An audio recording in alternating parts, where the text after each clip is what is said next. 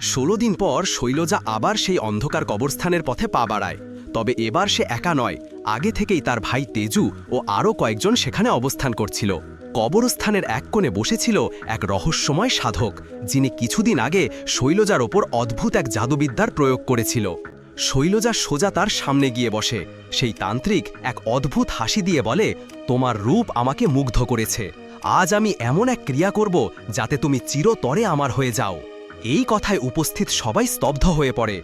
তবে শৈলজার ভাই অপেক্ষা করছিল সুযোগের। সে আচমকা তান্ত্রিকের দিকে ঝাঁপিয়ে পড়ে, কিন্তু তান্ত্রিক চটজলদি তার হাত ধরে ফেলে। মুহূর্তটা ভয়ের ছিল। ঠিক তখনই তেজু পেছন দিক থেকে এসে সেই তান্ত্রিককে কাবু করে ফেলে। এরপর তেজু যজ্ঞে গঙ্গাজল ঢেলে পুরো অশুভ আগুন নিভিয়ে দেয়। শৈলজা মুক্তি পায় অন্ধকার শক্তির কবল থেকে। দিন কয়েক পর একদিন হঠাৎ রেখা তার বাবার সামনে এসে দাঁড়ায়। বাবার চোখে মুহূর্তেই